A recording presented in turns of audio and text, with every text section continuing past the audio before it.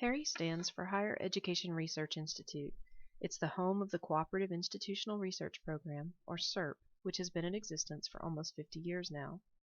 Get used to acronyms. We'll be hearing them a lot in this presentation. HERI is part of the UCLA Graduate School of Education and Information Studies. HERI's mission is to improve educational policy and institutional practices. To achieve that goal, HERI works with college and university staff to administer surveys to students and faculty across the United States each year. They collect survey responses, analyze the data, and present their findings. Each participating institution gets to review results for their campus and see how their results compare to the results of both a peer group and all colleges who participated in the study. In addition, HERI publishes national results and provides longitudinal comparisons, which make it possible to see how student populations, their attitudes, and their learning outcomes are changing over time. HERI currently administers 5 surveys. Not all the surveys are administered every year. They include the Freshman Survey, or TFS, Your First College Year, also known as the YFCY, Diverse Learning Environments, the College Senior Survey, and the HERI Faculty Survey, which is the only one that does not have an acronym. The Freshman Survey is sent to first-year students at participating 2- and 4-year colleges and universities. Students take this survey before they even attend the college. TFS is an annual survey, and 2015 marks its 50th administration. Many colleges like to combine the TFS with the YFCY and CSS to track the same cohort of students across their college career. The survey is comprehensive and covers students' demographics, expectations, and values. The survey asks students to describe their high school behaviors. For example, how many advanced placement or international baccalaureate courses did you take in high school? How often in the past year did you skip class? The survey also asks students to rate their own abilities in areas like creativity, competitiveness, leadership ability, and understanding of others.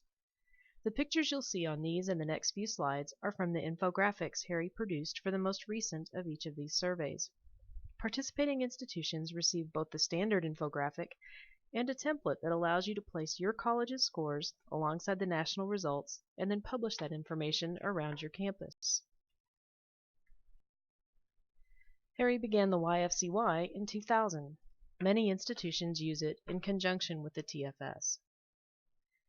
In this survey, students again answer demographic questions in addition to questions about how they're adjusting to campus life, their satisfaction with facilities and student services, and what sort of academic and extracurricular activities they participated in.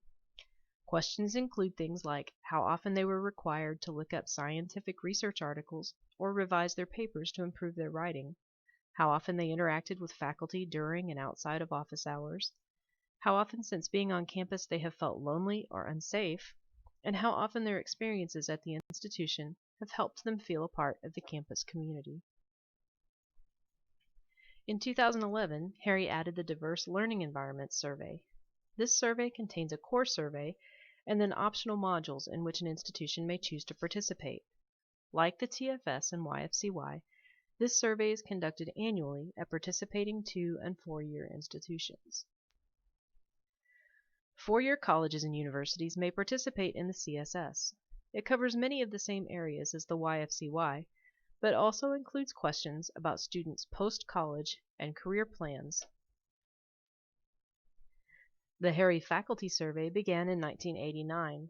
It is not administered annually.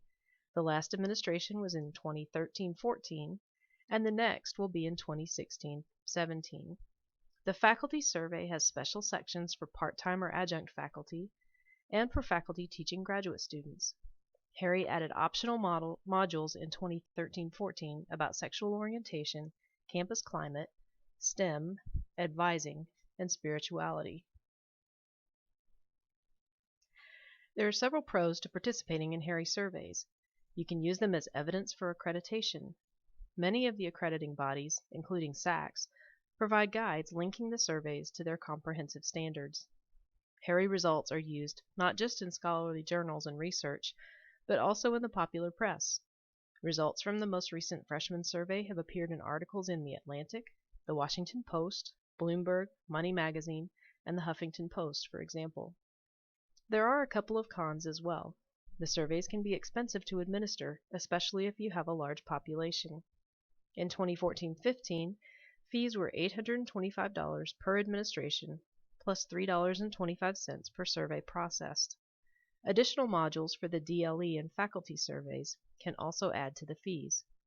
In addition, as the college landscape changes over time, HERI makes changes to its surveys to keep them relevant. HERI publishes the codebook for each survey, but if you want to do longitudinal analysis on your institution's data, you must purchase a crosswalk or use the codebooks and build your own. If you ever wonder whether you're making a difference in the lives of the college students you work with, you may find this from the results of the 2014 College Senior Survey encouraging. 56% of graduating seniors surveyed strongly agreed that at least one staff member took an interest in their development. This was 10 percentage points higher than their response regarding faculty. Staff do make a difference in our students' college experience.